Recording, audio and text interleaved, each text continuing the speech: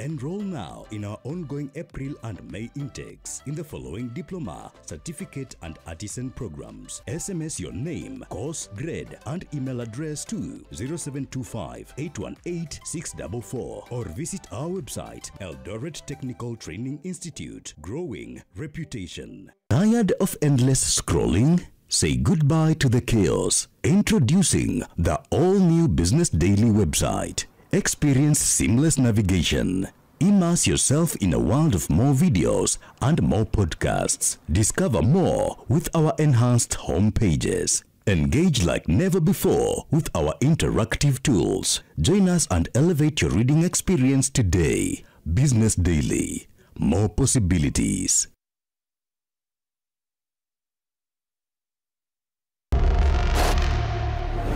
This was murder. Hiyo mwili ilikuwa imekatakatwa. Kwanza nakumbukaga vidole ya left ile hakukuwa. Akaongea kwa machozi. Sasa wakati kesi ilianza, akatoa tena ushahidi tofauti. Akamkamata, akamkatakata. Mwenye mbuzi akasema ako na nguvu sana, kateni yeye mguu. Nimestuka sana. We were given a few minutes to send money. If we are not sending money, then her life will be taken away. Sakiti yenye alikuwa nayo alikuja nayo hapa. Hizi tu hata kufika tu kwake ngumu. Bari ameuawa wapi? Ameuawa aje? Don't just start looking for the murderers from out there. Vile Waswahili wanasema kikulacho kiguoni mwako.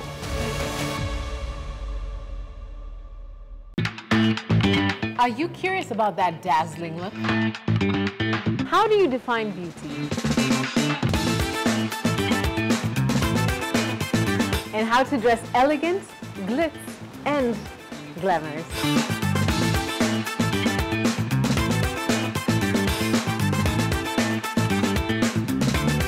The Glam Show is here to answer all those questions and show you what's popping and what's the latest in the beauty and lifestyle world, because you need it.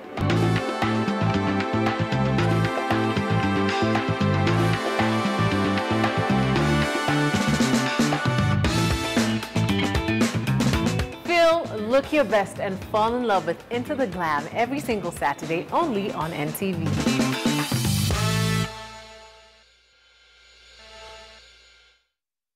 Building your house or constructing them all. Build Expo 2024 is back at KICC. Connect with the entire building. Construction, mining, lighting, roof, wood amp, water technology industries. Meet local and international companies with thousands of products from over 42 countries.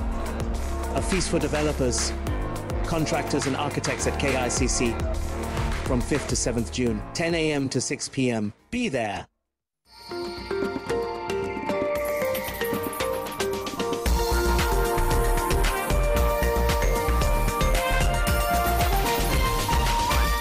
This is NTV.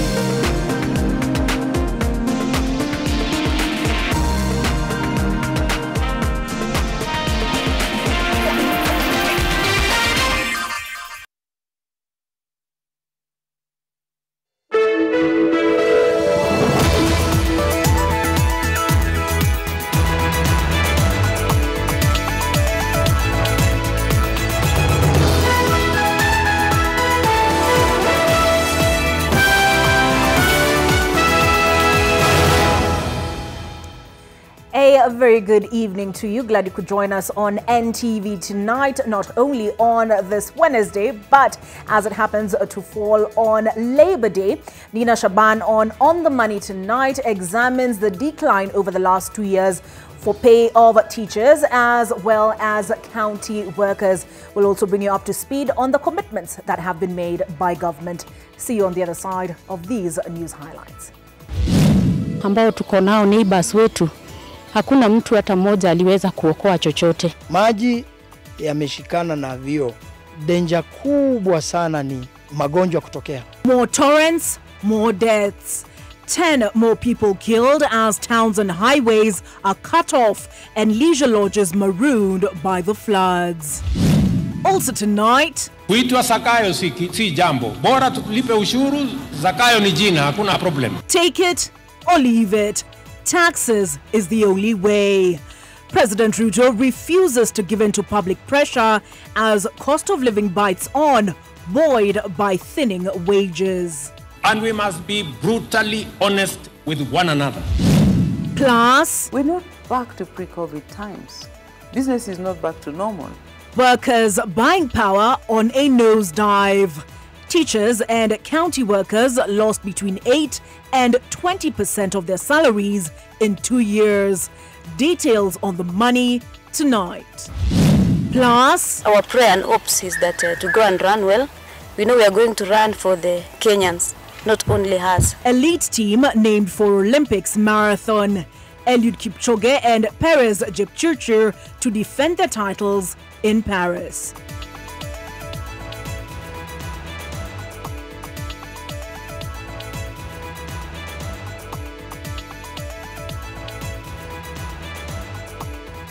Live from Nation Centre, this is NTV Tonight with Olive Burrows. Olive Burrows in the distinguished company of one David Agundoa, a sign language interpreter. The death toll from the Mai Mahiu floods has risen to 52, as the Kenya Red Cross says that 51 people are missing based on reports at their contact tracing desks. 42 bodies have been identified and the post-mortem exams on them has begun. The process is being led by Chief Government Pathologist Johansen Odwor. Bridget Ngana with more from Mai Mahiu. Grief and helplessness could describe the mood at Ume Funeral Home that has been the receiving and preservation morgue for the 52 bodies that have been collected from the debris left behind by Monday's deadly flash floods in Mai Mahiu. Wenye tumepoteza ni wives of my younger brothers. They had a bright future. Their parents, they are people that are bringing up their kids. So we've lost quite a lot. 42 bodies have been identified, and one word to capture the mood and the air here is that it's gut-wrenching. Behind me is the building where Chief Government Pathologist Johansen Odwor is leading a team of other pathologists to do postmortems on these bodies. The families are still yet to get to terms with the magnitude of the tragedy that rocked this area.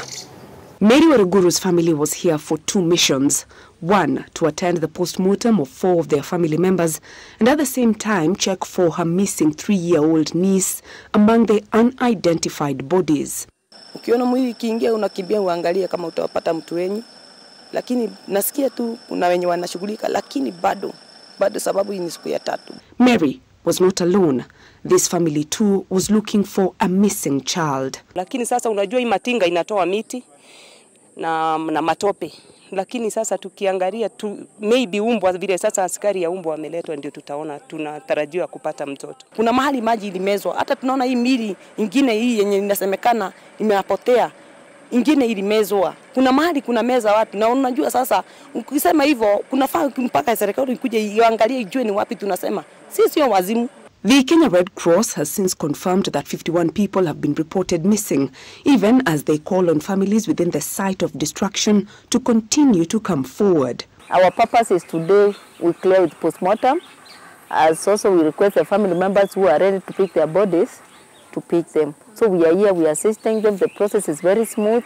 Residents neighboring the valley next to River Tongi remain on high alert as the rains continue to pound the area and the water dams up on this valley. The Kenya Defence Forces joined the search and rescue operations on Wednesday.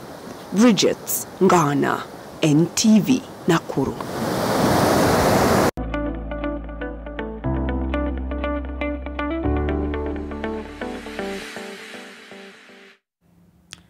President William Ruto's Labour Day speech was laden with tough stances directed primarily at the working class and the entire populace at large.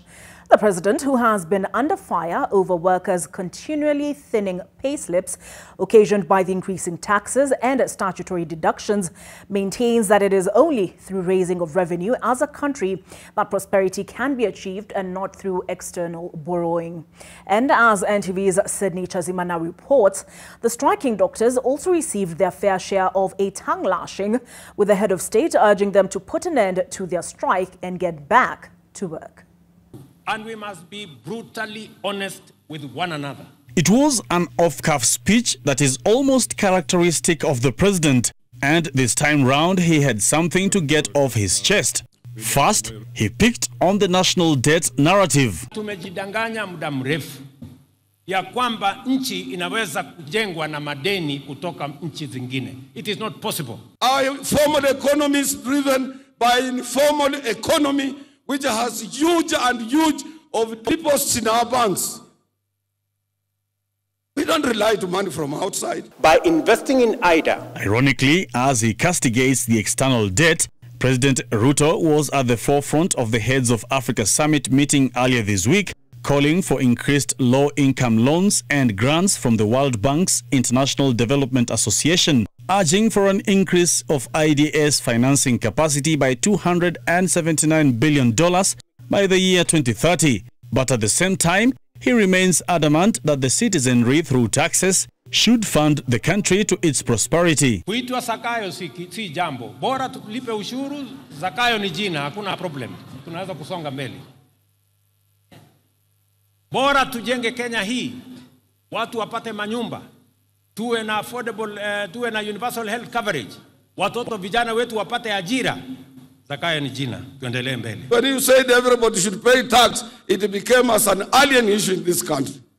Because a normal Kenyan would like to eat without working, would like to make money without earning. And this is where the problem is. The striking doctors were also not spared. One of the sticky issues behind the doctors' strike is their demand for a 200,000 shilling stipend for intern doctors. The government still maintains that this demand is untenable. Kati ya mambo nafikiri 19, serikali imekubali mambo 17. Imebaki 2 kwa sababu haiwezekani kwa mambo ya fedha, na wauliza madaktari wetu warudi kazini. Mambo tutarekebisha. The president remains adamant that his administration is still on course to turning around the country's fortunes. Dola yetu imekuja mahali mzuri. Gharama ya chakula imekuja mahali mzuri. Ile interest rate imeanza kuteremka chini. Mafuta pia imeanza kushuka chini. Ile kitu tu bado iko juu ni makelele ya siasa. Tunataka pia hata na hiyo ikuje chini. In the eyes of workers and the entire country's populace, some of the policies like the affordable housing program, the new social health insurance fund, and the new tax regime have so far plummeted Kenya Kwanza government's popularity. We are not elected to be popular. We are elected to serve and to transform our country and to work for those who elected us. Sydney Chazima, NTV. Kenyan workers are a disappointed lot after President William Ruto instructed the Ministry of Labour to begin negotiations on a minimum wage at 6%. This is against COTU Secretary General Francis Atwoli's proposed 22.5%. NTV's Brian George was at the Uhuru Gardens, where this year's Labour Day celebrations were held. Workers openly expressed their disappointment in President Ruto's directive for 6% increase in minimum wage in today's Labour Day celebrations. The rate that is subject to discussion will raise the current 15,000 Kenya shillings minimum wage to 15,900 shillings.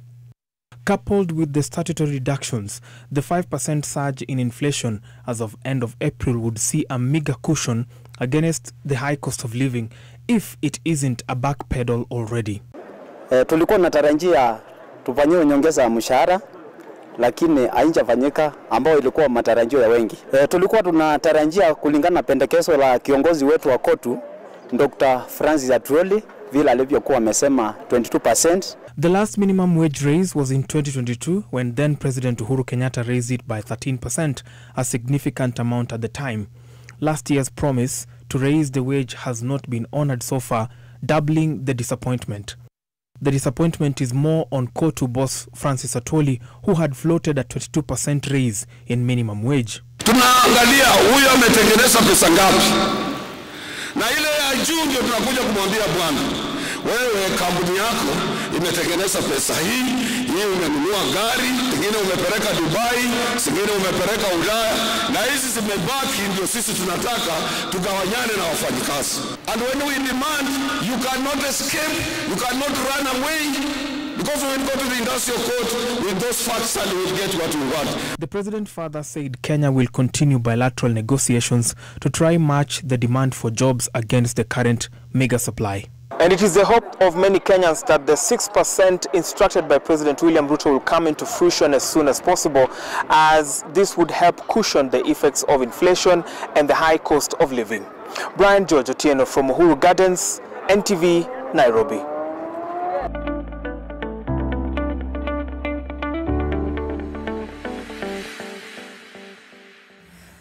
Away from today's Labor Day festivities, though there will be a special report processed by Nina Shaban. Coming up, we move now to floods. The country is in a very concerning space. The rainy season has turned into the reign of pain for many.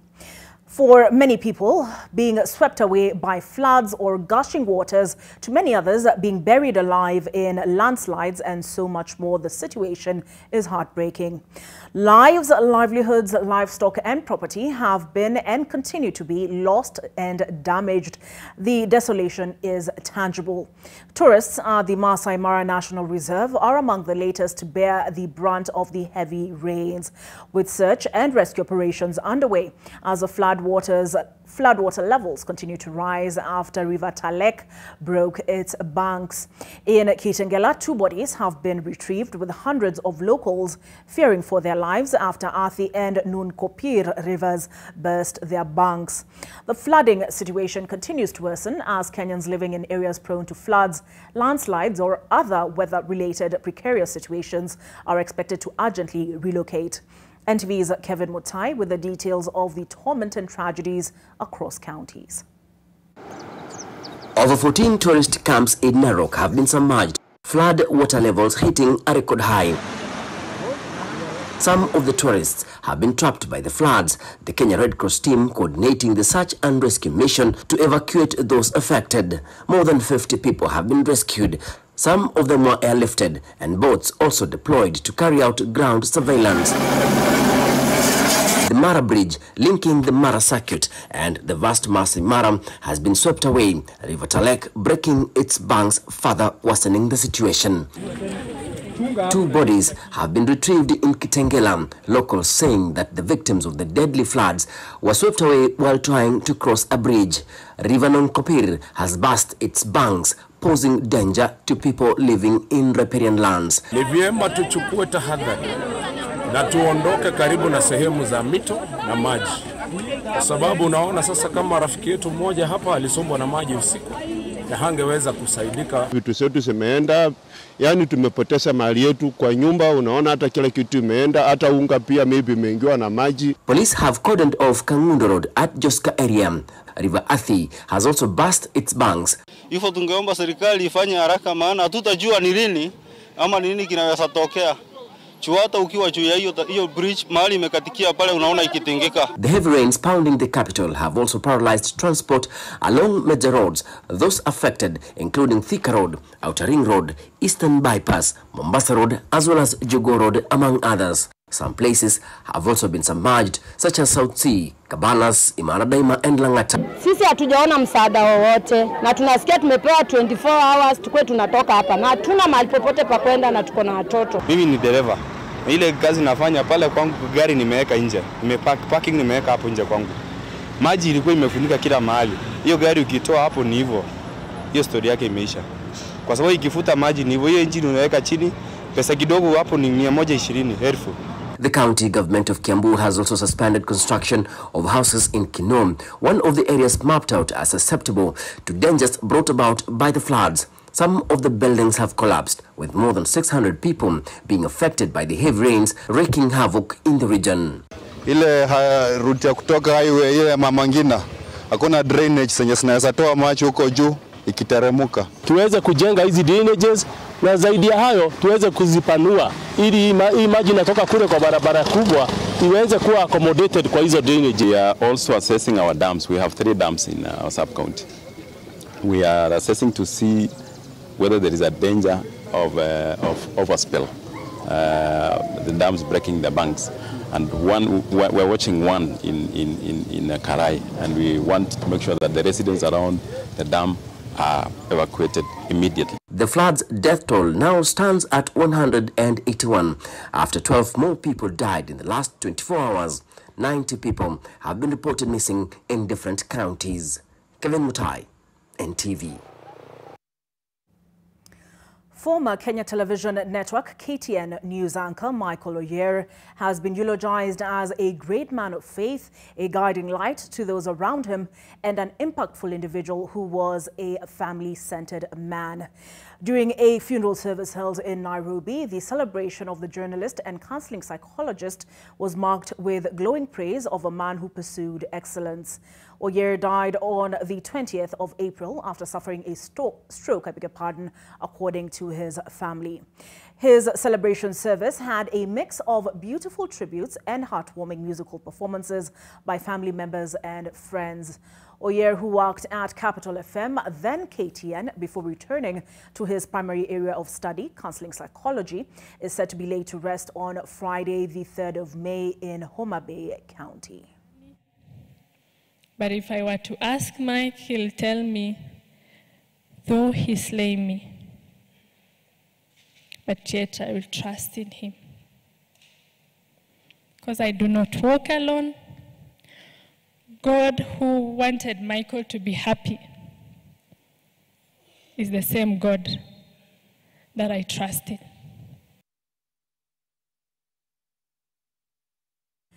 We take a break on NTV tonight, but on the other side, as promised, on the money.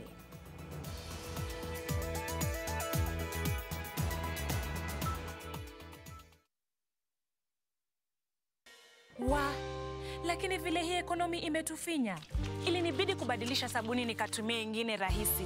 Bala, ilibidi nioshe kila kitu mara mbili. Sikuwa na otherwise, nikarudia Ariel. Ariel, usafi bora kwa mwosho mmoja tu. Everyone can be an expert in his or her field. You can be an expert in all analytics. You know who will be the next star of the season. You can be an expert in all matches. You're an expert in statistics or people's opinions. 1xBet will help you show your expertise. Express yourself. You're the expert. Has done the unthinkable. Today, everyone knows me for my victories. Only I know how much I had to try. I got silver, bronze, 4th, 5th, 6th, 7th. How you deal with pain and setbacks makes you who you are. I choose to accept that I am human. I choose to test myself and stand up when I was down, again and again. Then I realized I wasn't giving myself a challenge big enough, a dream big enough to inspire not just me, but every fellow human. I was limiting myself by what I thought I could do, so I became unlimited. I chose to run the biggest race that man could run. And I challenged myself to do it faster than anyone had done it before. Everything changes when you choose to be unlimited. To be unlimited, call 0800-724-724. Gaya, kabla tuombe, mnajua faini ya kuchelewa kawaida ni 1,000. Will brother. Una sauti? Sina. Madam. Bahati ya mwenzio uliambwata. Cash reward yangu kutoka Mcop Cash imeingia. Kwani hamjui kuhusu Sinda Cash na Mcop Cash? Ukilipa bill zako na Mcop Cash, cash reward ya 1,000 inaweza kukukodolea macho. Lipa bills kama vile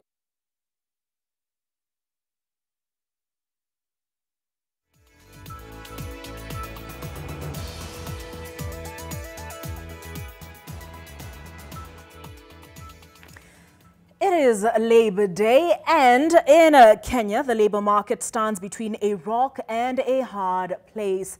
It is in a position that would elicit the call, Mayday, Mayday. Taxes and statutory payments are only becoming a heavier burden to bear, and the weight of debt is being felt. Companies are closing down, meaning jobs are being lost. Some employers are cutting back on their workforce. It's a tough environment for the business community, and on this week's episode of On the Money, Nina Shaban gives us insight into the labor market in Kenya, where workers' buying power has dropped by at least 8% in the last 2 years, and they're subjected to louder echoes in their pockets and greater need to revise their budgets, spending habits, and priorities.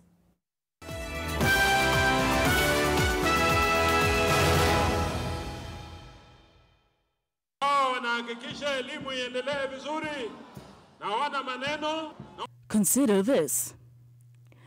A teacher who earned a monthly salary of 56,092 shillings in 2020 was earning 51,475 shillings by 2022, while a county worker who earned 72,044 shillings in 2018 took home a monthly salary of 58,399 shillings in 2022. The teacher lost 4,617 shillings in his or her monthly spending power during the 2-year period, and the county worker lost a fifth at 13,645 shillings of it during the 4 years. And the situation has gotten even worse, with new taxes and levies introduced last year. These are not just abstract figures, but what has been the reality for the two categories of workers and a representation of the general state Kenyan workers whose lives continue to get harder with increasing taxes and levies amid a rising cost of living as the world commemorates International World Labor Day on Wednesday. On average, while salaries for about 4 million formerly employed Kenyans have increased by 11,369 shillings monthly between 2018 and 2022, new burdens on the payslip and rising cost of living has seen what employees actually take home for spending reduced by 3,467 shillings from an average monthly salary of 61,535 shillings to 58,068 shillings. Data by the Kenya National Bureau of Statistics shows. A decrease in one's payslip, all to pay the country's debt, as James Shikwati, founder of Interregion Economic Network, a research firm, expounds. You have a government that says, okay, now let's go to this 4 million because they have a regular income. We can see what moves, what comes in, what goes out. So let's put all our issues on there. We need houses, 4 million people give us. We need good health, 4 million guys give us, and so forth. So you see the burden increases. And therefore, if somebody gave you a pay slip and say, look, I earn 80,000 shillings, once you've reduced the amounts going to, of course, support government requirements, then you discover that the value for that money is actually going down. And there's the 50,000 of today. It's not necessarily the 50,000 of 2021. The KNBS data show that within the public service, workers paid under Teacher Service Commission, mostly teachers, had their real salaries reduced by 8.2% between 2020 and 2022. County government workers dropped by 20% between 2018 and 2022, and salaries for workers in parastatals dropped by 16.7% over the same 4-year period. It's a reality that not only formerly employed Kenyans are leaving, but also more than 15 million of the informally employed as the going gets tougher.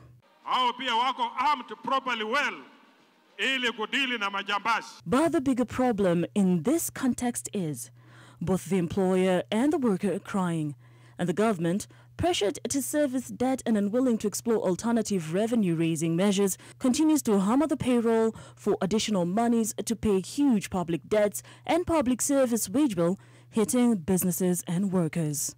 According to Jacqueline Mugo, Chief Executive Officer at the Federation of Kenyan Employers, the perspective of employees has seen reduced disposable incomes because people don't have money to purchase basic commodities, which is leading to low morale and productivity. And the CEOs are saying generally that they have seen an increase in purchasing prices. 61% of them have said there's been an increase in purchasing prices. At the same time, there's a drop in demand. 32% of the CEOs see a drop in demand and a drop in sales.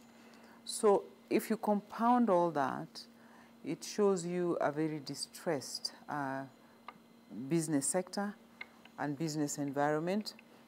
We've seen the tax policies also impacting decisions by companies to invest.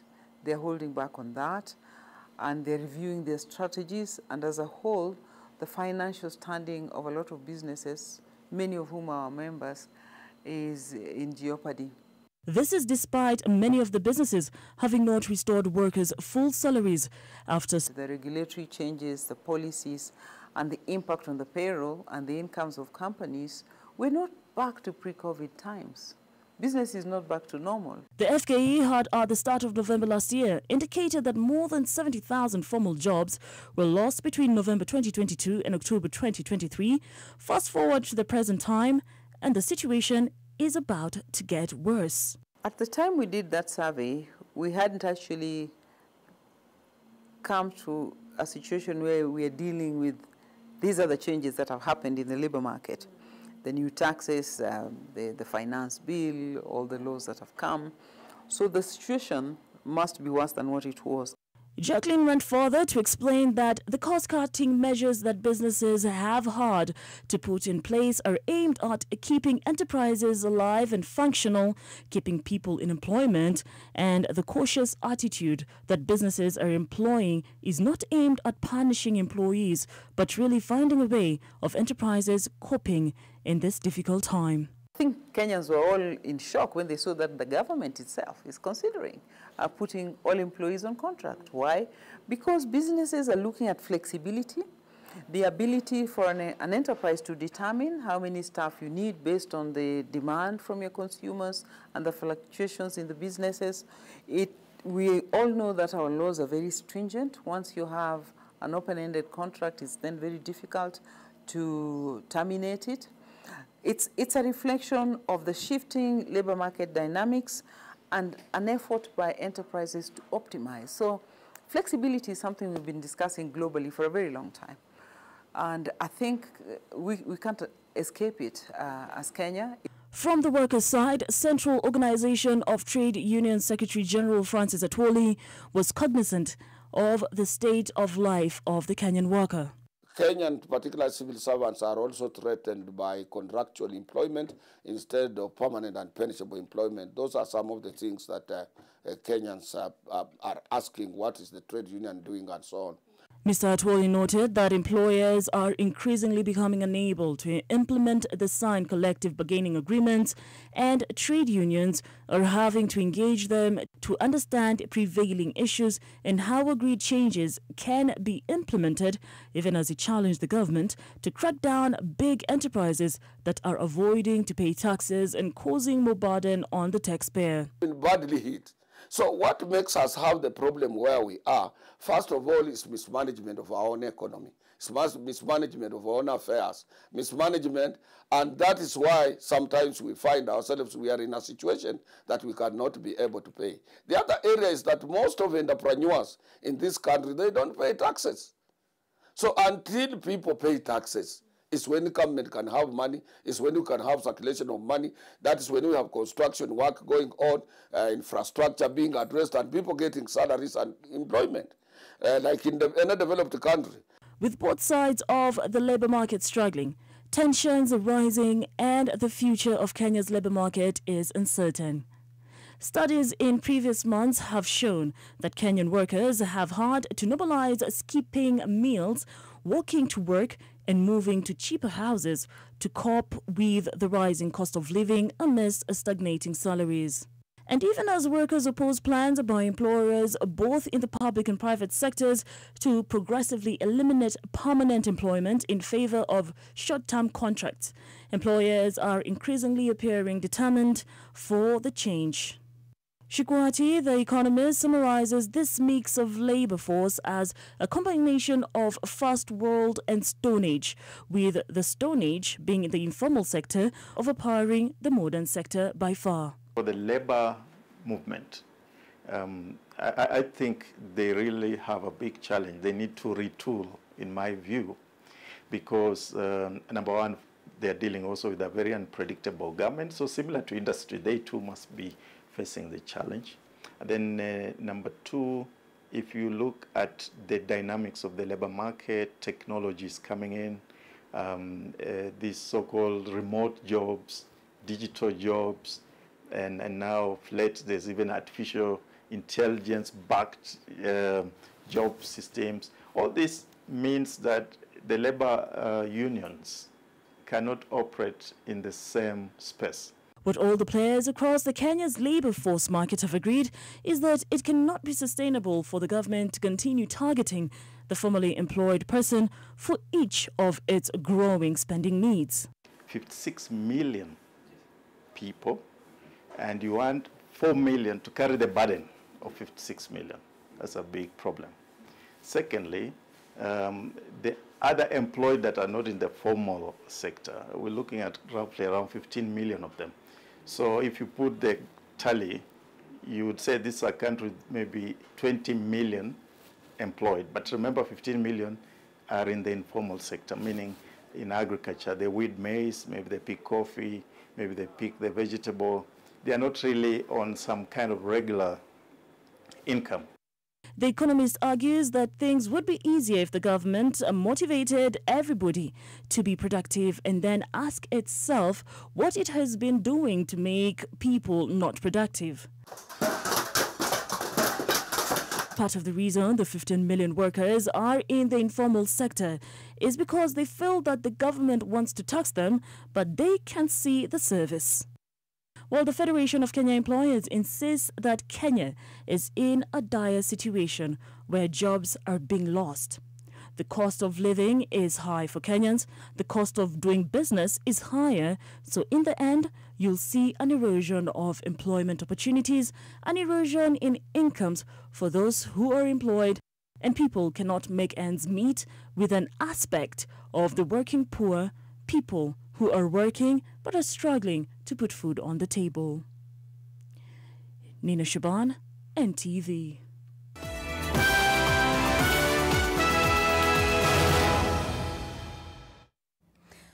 We'll take a break on NTV tonight, but on the other side, we'll tell you all about the elite squad which will be defending its titles at the Paris Olympics.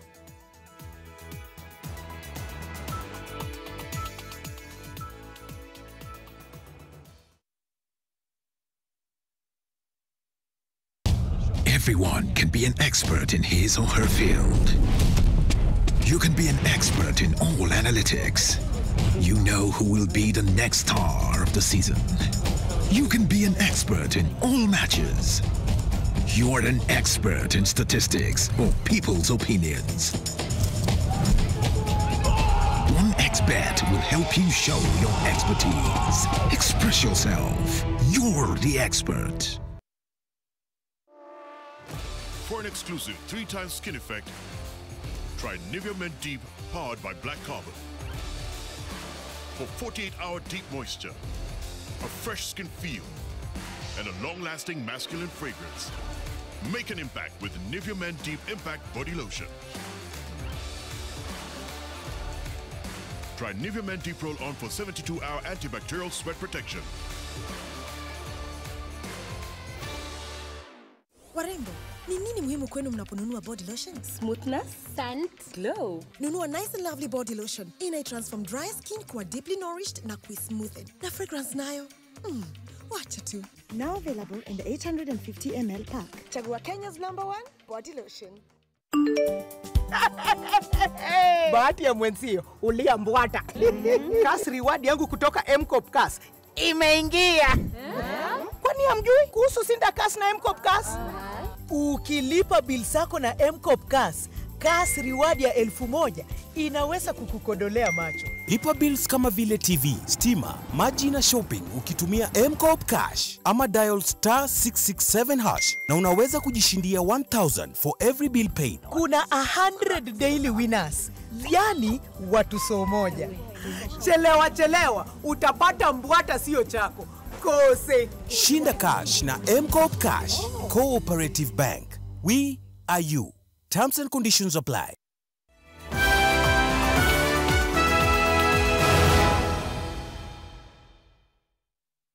NTV Sports News in association with Nivea Men Deep Impact Body Lotion. Marathon king Eliud Kipchoge will have an opportunity to rewrite history once again if he triumphs at the Paris Olympics in France.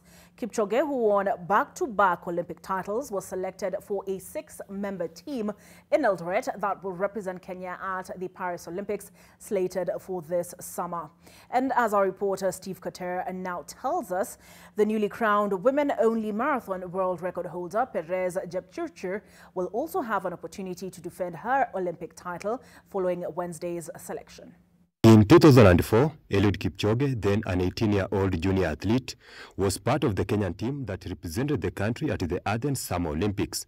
He won a bronze medal in the 5,000 meters race. 20 years later, Kipchoge is the senior-most athlete in the Team Kenya for the Paris Games after he was selected as part of the marathon team. My aim is actually to tell everybody who is running that it's not about going outside and grabbing the money and coming back. It's about selling the country, exposing your career, but all in all is that the longevity brings a lot of things. Teaming up with Kipchoge at Paris will be Tokyo Marathon champion Benson Kipruto and London Marathon champion Alexander Mutiso, while Tokyo runners-up Timothy Kiplagat will be a reserve. Because we have seniors, Eliud Kipchoge and others, we will be confident to do the best. I'm looking forward to run good in Paris. Of course, we will work as a team. I'm looking forward now to prepare for it. The newly crowned women-only world marathon record holder Perez Jepchirchir, who is also the defending champion, will team up with the Tokyo silver medalist Bridget Kosgei and Boston marathon champion Helen Obiri in the women's category. Boston runners-up Sharon Lokedi will be a reserve. And our prayer and hopes is that to go and run well. We know we are going to run for the Kenyans, not only us. So pray for us and support us in any ways. And for us, we are going to do our best.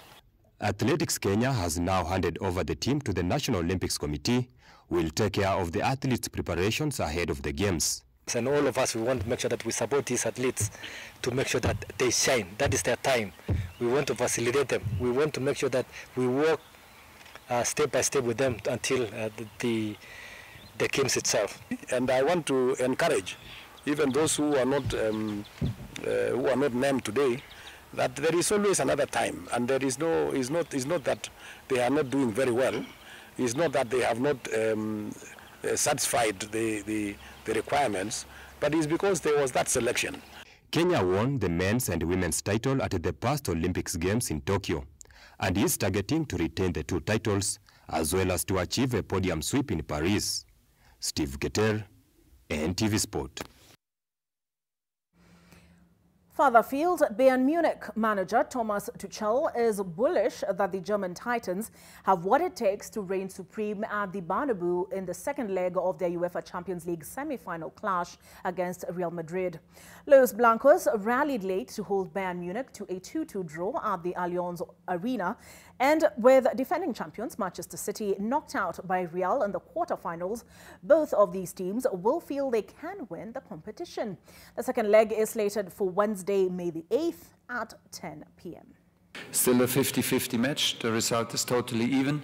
I think we will be able to create chances in Bernabeu. Is it one of the most difficult places to win? Yes, but this is a challenge.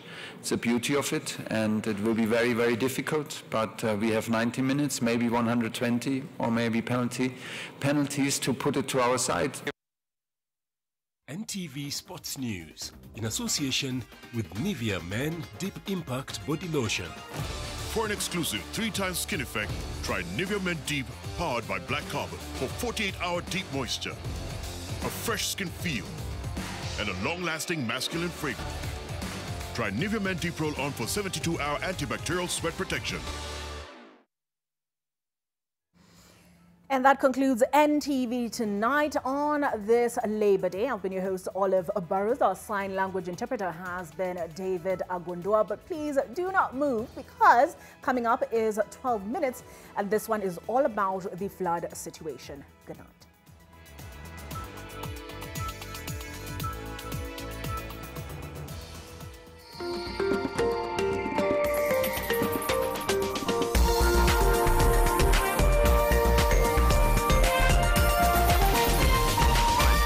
This is NTV.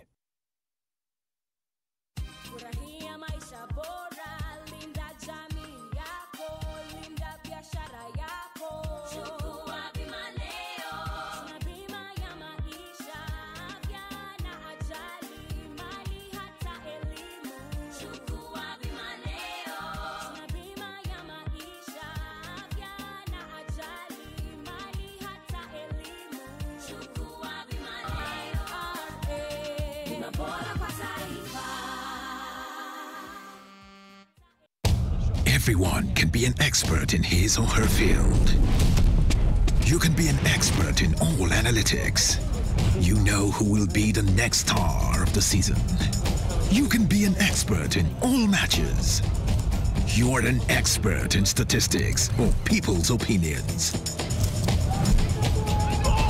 1xBet will help you show your expertise. Express yourself. You're the expert. Warembo, ni nini muhimu kwenu mnaponunua body lotion? Smoothness, scent, glow. Nunua Nice and Lovely body lotion. Inai-transform dry skin kuwa deeply nourished na kui-smoothed. Na fragrance nayo, wacha tu. Now available in the 850 ml pack. Chagua Kenya's #1 body lotion. What a wonder. Something so small as a vaccine can help save millions of lives, from measles, cervical cancer to polio, cholera, and COVID-19. Vaccines have been helping protect us for over 200 years. Ever wonder how vaccines work? Vaccines act like a coach. Train and strengthen your immune system, helping to build up the strength of your immune system to help protect you from potentially dangerous diseases.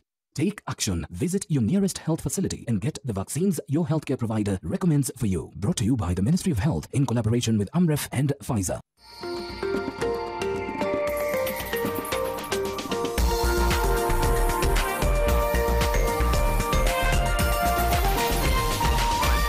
This is NTV.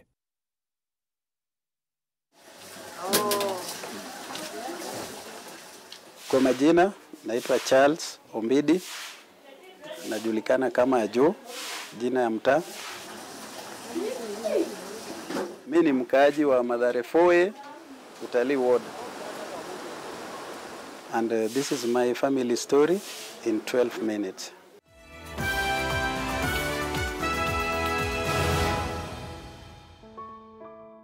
Ilikuwa tarehe 22 kuingia 23rd. Nilikuwa kazini. My sister, which pia ni huyo disease, ananipigia simu that wako na mama hospitali, because my mom alitoka Ushago, alikuja kutibiwa hapa. So kuna venye alikuwa anapewa dawa ya Spania 1 week, ikiisha inarudiwa.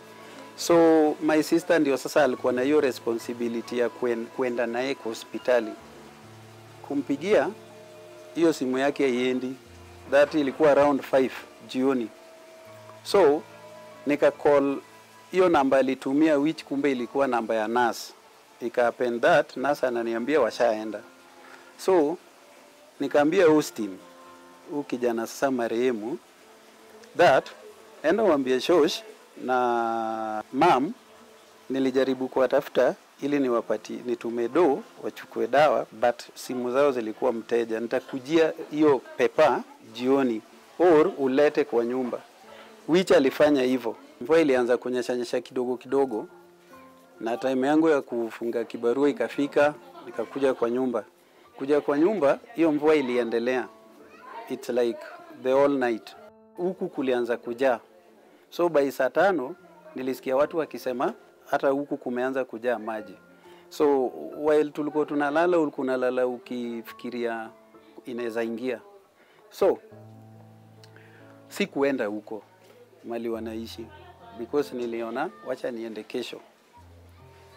That morning a friend of mine akanicall around saa 12 asubuhi that Ajo, huko kwako maji imeingia. Pia naishi hapa nyuma. Nikamwambia wacha nifungue mlango niangalie. Kufungua mlango nikapata maji bado iko juu.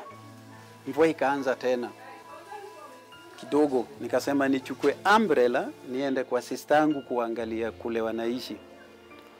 Nikifika around there naona my mom limping and ana bleed kwa kisigino sana na kwa wet maji.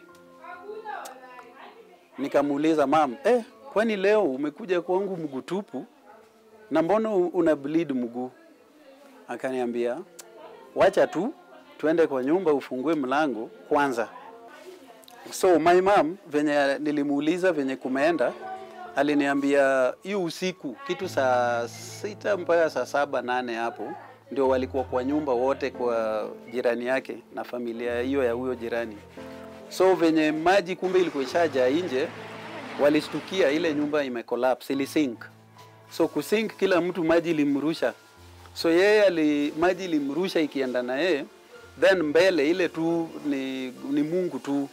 So hakuenda in the main ya maji ilimrusha kando.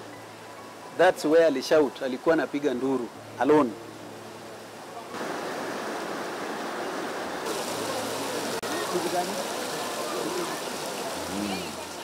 Wale watu walikuwa na watch from the other side, which ni Mabatini Estate, Starehe constituency. Walisikia mtu akishout akipiga nduru the other side of the river. Walizunguka kukuja kumrescue kama amekwamilia, just ka kitu tu alishikilia. Sasa hao ndio walimsaidia kumtoa. Ni kubwa, maji ni kubwa. Hata mimi nanyaga kitanda na miguu hapa hii mguu hapa. Hata napiga nduru hapa. Napiga nduru kabisa. Kuja usaidia mimi. Hakuna kitu yoyote. Dakika ingine nyumba ilitoka yote juu na ngoka chini. Naingia pande hii yote, mawe, miti. Anawekea yeye kwa maji anakimbia na mimi. Amekaa hapo tangu saa 7 mpaka asubuhi saa 12. Nilitoka nikielekea kule my late sister na watoto wake wawili walifariki. Alikuwa anaishi hapo Mathare 4A karibu na Edmari Primary School. My mom akaniambia mali unaenda, I don't think kuna anybody amesurvive. If wamesurvive ni Mungu. Niliendelea na safari, nikanunua bread, nikarudi, nikamprepare tea, nikatoka, sikumwambia naenda huko. So kufika hapo Edmari Primary School, nilienda kwa sistangu, nikapata maji inanifika hapa before hata ufike kule nyumba yake ilikuwa. So nikaanza kuulizia, mmeona mama Jill? Watu wanasema hata sisi tunawatafuta na hatujaona. So tulitafuta hapo like from morning mpaka kitu saa 6. Hakuna kitu. My mom nilikumbuka ile injury, nikarudi nyumbani kumchukua tumkimbize hospitali. So nikiwa hospitali napigiwa simu, that was around saa 10. Ikielekea that tumepata wamama wawili, but venye uli describe inaweza kuwa ni your sister. So niliuliza ulizeni tu ni mama nani, venye niliambiwa ni mama Jill, nikajua yuko tena. Niliuliza ako hai ama amepass, nikaambiwa amepass.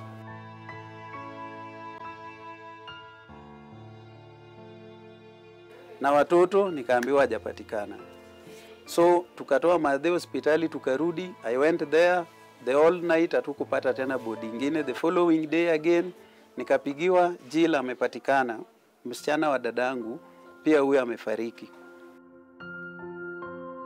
Nikaambiwa yeye ndio amepatikana siku ya pili. Third day, fourth day tukaenda mortuary sasa kutafuta Austin. I went there again the following day, nika request hizo body zilikuja kutolewa, nikapata ni Austin. So tukakuwa tumepoteza mama, which ni dada yangu Jacinta, msichana wake which ni Jill, na mtoto mdogo huyo anaitwa Austin. Kama iko watu 8 alikufa yote, ni hata mimi nabaki mtu mmoja. Nasikia uchungu. Na huyu dadangu ndio ni first born kwa mamangu kwa upande wa wasichana. Yeye naye ameenda na mtoto wake wa mwisho. Sasa tumekorogeka, tujui kama tuanze na wapi. Manake tukiangalia hivi huku kuna huyu mtoto yuenda shule, anataka ende shule, hakuna chochote. Huku hawa wakukune mcharia, tujui kama itakuwa haje. Manake ni watu watatu, tutaanza na wapi? Hii kitu imetu affect kwa sababu ukiangalia mam yeye alikuja matibabu, hakukuja mazishi wala matanga. Huyu mama anafaa kuenda kuzika familia yake, na hii mguu kutoka tarehe 22 mpaka saa hii hajapata any medical like ile serious, ni just kufunga na bandage na mshipa ilikatika. Tukaambiwa almost 130 matibabu. Tunashindwa sasa tutafanya aje, na tuko pia na bodies kwa mortuary. So mimi personally imeni affect sana because our familia yote ni familia yangu. Mimi ndio first. Na unaona sasa wote mimi ndio hii kitu inaniangalia. So ukikaa hivi unaona mtu alikuwa hai, hakuwa mgonjwa. Hao watu wote umeongea nao na unaongelelea past tense. Ina hurt. Na psychologically pia unakuwa tortured.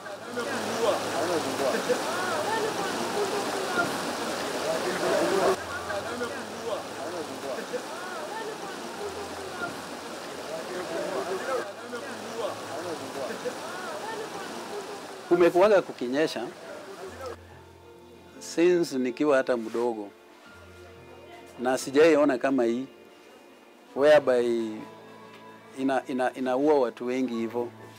Na ukiangalia radius ilikava haikai ni kama just a normal river, inakaa ni kama lake, kwa sababu ungeenda hapo ungepata roof zionekani ni nyumba, hata ile nyumba imeinuliwa juu unaona tu just a slight of a roof.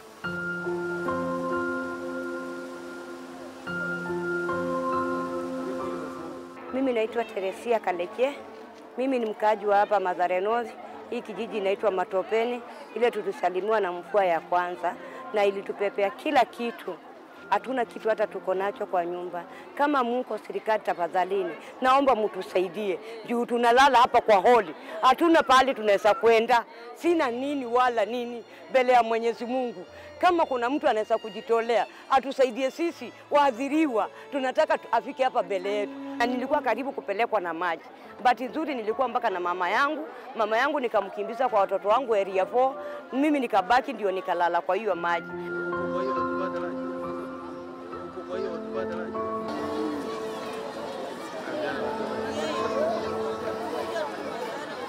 Mimi sijaiona notice letter ati wamepatia watu wa vacate along the river. But unajua kwa sababu ya pia mapato ya watu inaweza kushinda kuenda kwa hiyo nyumba yenye unatakana uende. Because most of people wengine ni unemployed but hawezi afford nyumba hata ya 2,000. So mtu anaona better jisacrifice akae hapo kwa ile nyumba hiyo iko karibu na maji, hata akilipishwa 1,000 na anapata daily bread yake, anafeel ako sawa. Yeah. Because of poverty wataenda wapi?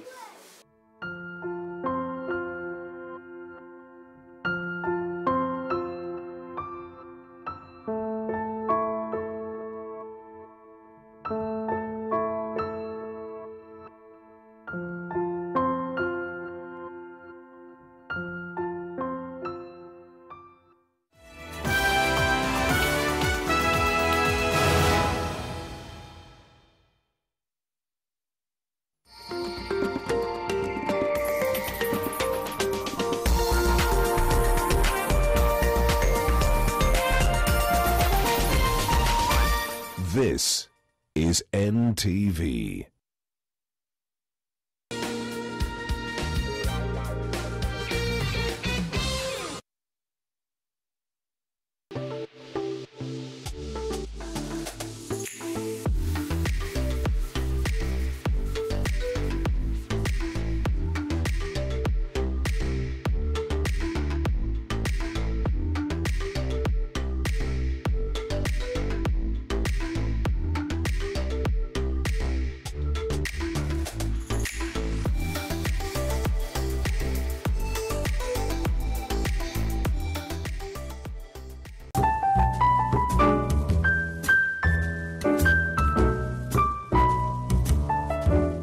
What a wonder.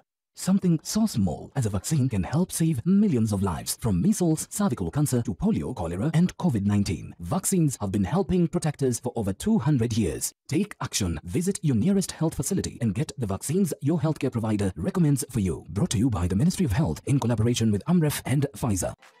Reach your audience instantly and make a lasting impression with Nation Sema. Affordable bulk SMS at 0.3 Kenya shillings. Own sender ID for 10,000 Kenya shillings plus 10,000 free messages. To sign up, please call 0728434979 or email us on mkibunja@ke.nationmedia.com.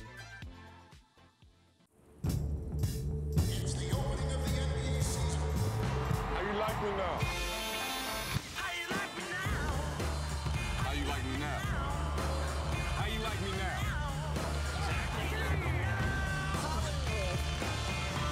How you like me now?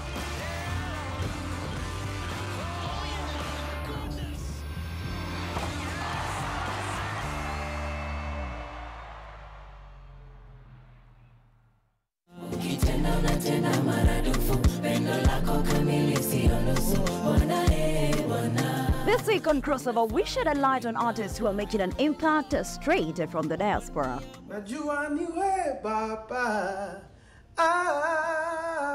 Hey, what's up? What's up, everybody? This is Kanji Mbugwa, and I'm so excited to tell you this. This Sunday, I'm going to be live on Crossover. Nifungue macho yangu we baba. What's up, my people? This is your boy Silas Mender right here, all the way from United States of America.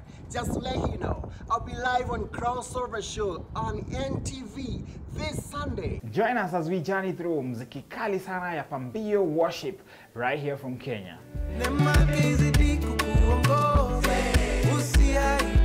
So let's meet this Sunday for great conversation and amazing music from 11:30 to 1 p.m. only on NTV.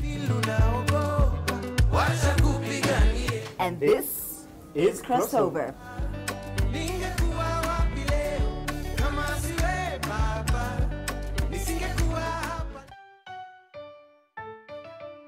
Mbali tumetoka na bado tunasonga, kote tumeenea.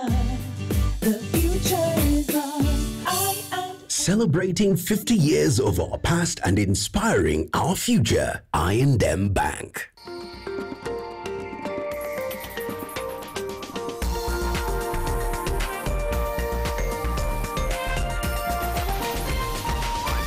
NTV, turning on your world.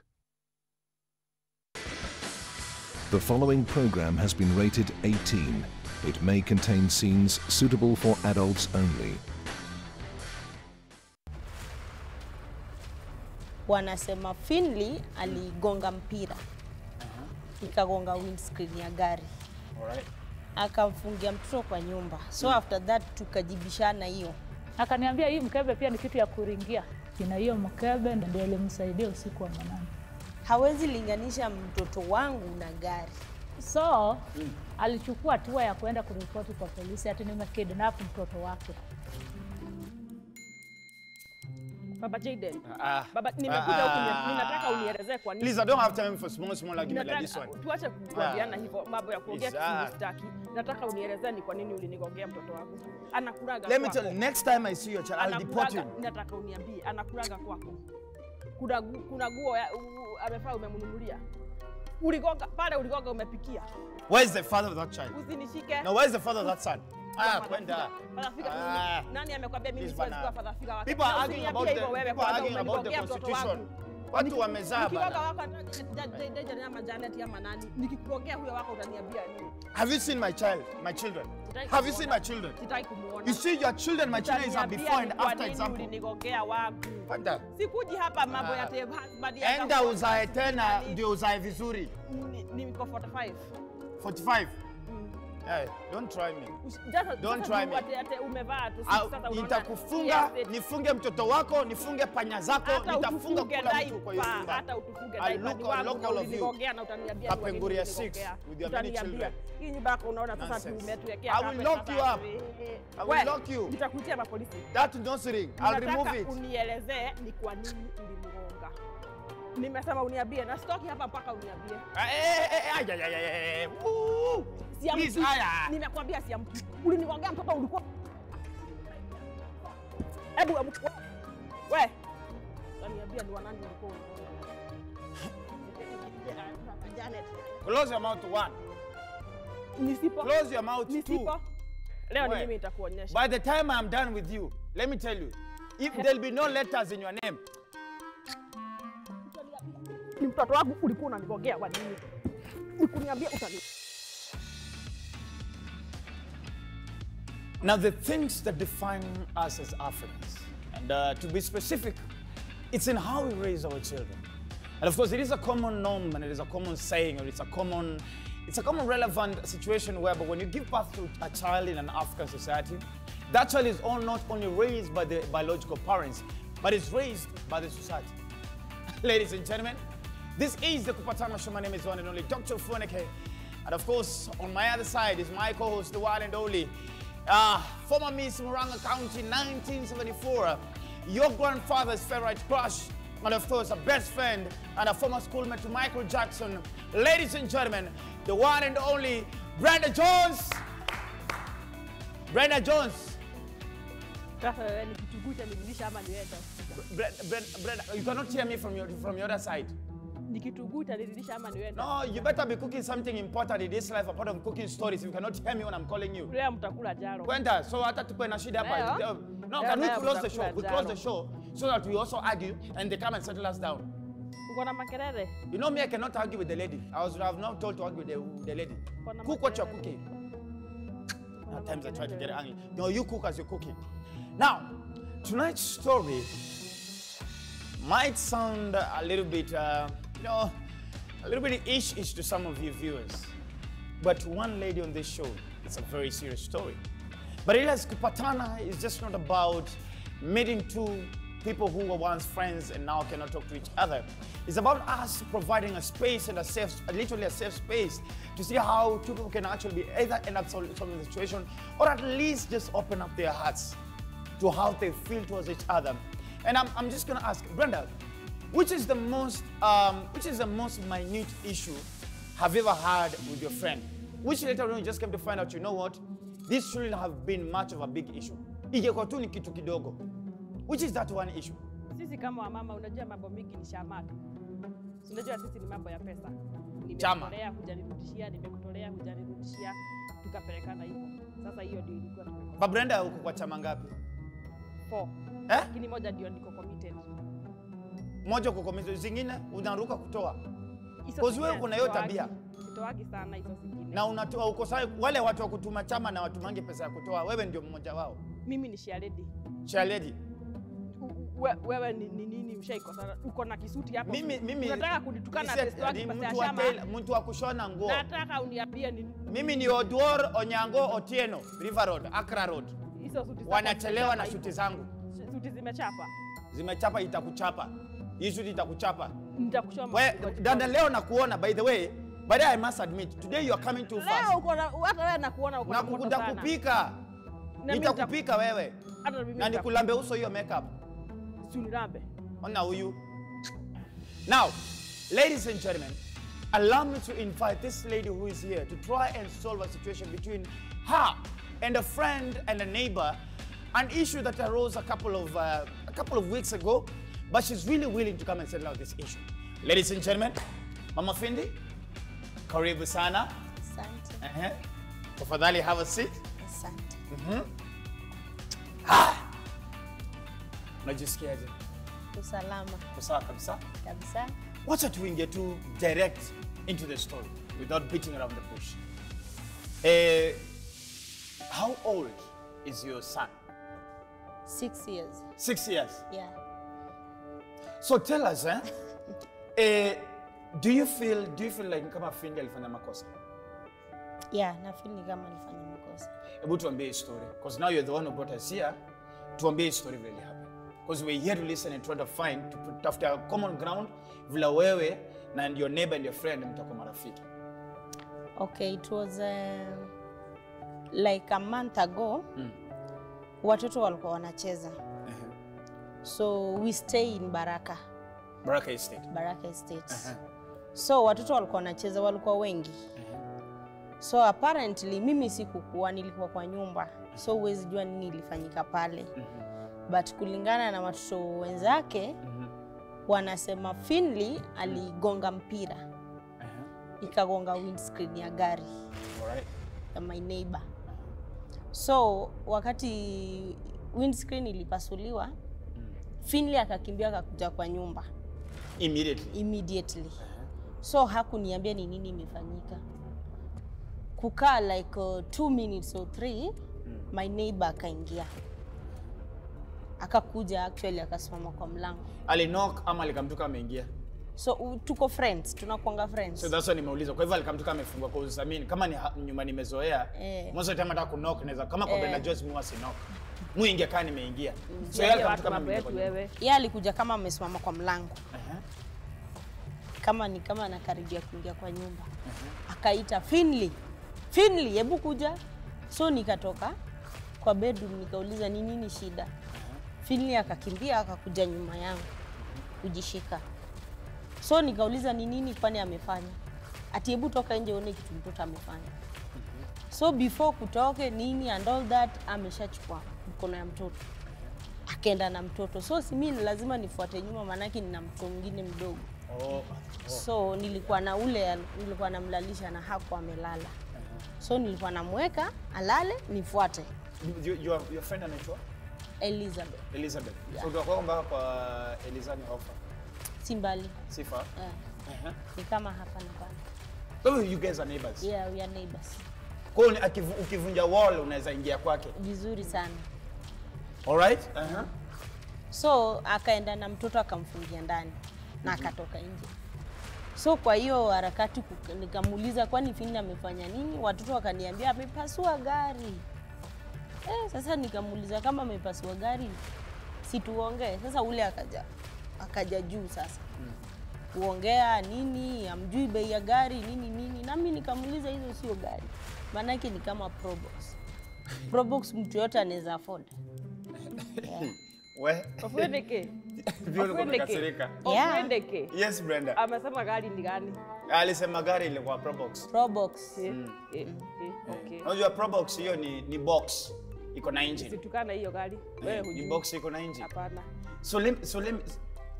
So let me ask, mmejua na fahamu kwa majirani na mabeshte for how long? For like 7 years. 7 years? Yeah. So you unaweza sema nyinyi ni mabeshte, like your friends, ile friends kabisa? Yeah. So after that, kuzumtea shafinga kwa hao? Sasa ndio kaivunja? Akamfungia mtoto kwa nyumba. So after that tukajibishana hiyo. So akakasirika ile nilimwambia gari yake ni kama Ofwendeke niko na swali lingine. Mama Finley. Yeah. Wewe uko na gari? Sina. Na mbona umesema ya mwingine ati ni Probox? Ni Probox. Juu mimi siwezi nunua Probox. Kama ni gari wacha tu ningoje time yangu, nitanunua gari ya maana. Kwa hivyo hiyo wewe hutaki hiyo gari. Lakini sasa Mama Finley, wacha niulize kama yenyewe tumekuja hapa kutafuta reconciliation na tena sikia ukiongea hivi. Si bora hata jam tu tena. Tunasameheana kweli. Hata jam unaongeza moto kwa candle. Hata jamba tu kweli ni nikitaka gari I can't go for Probox. You'll go for something bigger. Yeah. Lakini Mama Finley pia uko na kiburi. Nimeiona. Sio kiburi. Mnapewa pia hebu tufanye hivi because I really want us to get both sides Hebu tuone Elizabeth. Ozesema Elizabeth anafikiraje juu ya story, because we need to find a common, hata kama mtasamiana at the end of this show, but kila mtu akamesikiana, si ndio? So to my audience back at home, I want us to get a small, just watch a small clip of what Elizabeth thinks. Na asira yake kama bado iko ama iko, and what she really thinks about the situation and what really transpired wakati wa hiyo time. Because as far as I see, Mama Finley bado anachochea hii story mama. Amekasirika? Naona amesema ngoja time yake ya God. Acha tuone hasira ya Elizabeth. Gallery director, nichezee hiyo clip tafadhali. Play me the clip with Elizabeth on it. Naitwa Elizabeth, naishi Baraka Estate. Mimi mfanyi biashara, nauza mtumba pale kwamba naleta ma containers. Wengine wanachukua wakiuza sasa moja moja. So gari ya mzee alipoaga aliacha kwa mkono yangu. So tangu mzee aende 2010 nimekuwa tu nikimaintain. Hiyo nitatunza mpaka dakika ya mwisho. Siwezi hata badilisha ninunue nyingine, hiyo tu. Ikiwa tu hapo naona tu tuko tu wote as hapo before. Hiyo siku yenye huyu mtoto alipiga hiyo gari na kioo, yani nilisikia ni kama amenidunga hata na kisu. Juu hiyo gari ikiwa tu hapo naona tu mse wangu wako, naona tu niko sawa, yani naona tu I'm okay. So vile nipata imegongwa niliumia sana. So nilipoenda kwa jirani hapo mwenye mtoto wake aligonga kumtafuta, sikupata mama msasi ili tuweze kuongea wala bwanake. So mimi nikachukua mtoto. Nikaenda kwangu, nikamweka kwa room ya watoto hapo, nikamfungia.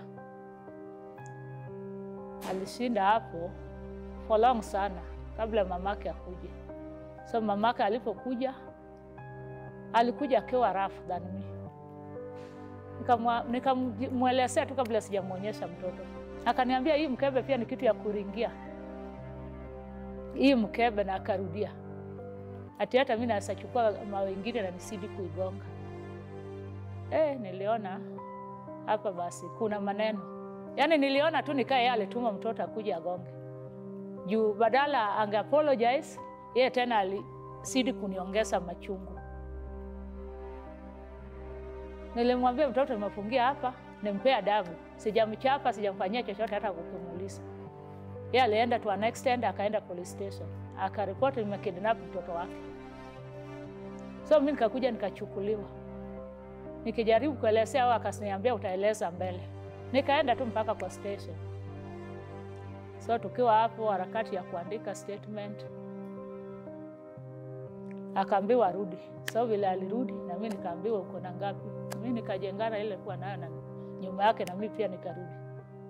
So imekuwa garage, atuongeleshani. Nilisikia vibaya sana na nikasema binadamu ni binadamu, tuna sante ya punda ni mateke. Nikikumbuka nikitoa gari yangu saa 8 ya usiku bila ya kujali kama tutakutana na watu wabaya wala wajambasi wala nini, kumuokolea. Ilikuwa yasalie kwa nyumba. Nilisema hii gari ilimsaidia, sasa imekuwa mkebe. Na ikiwa mkebe ni bado kitu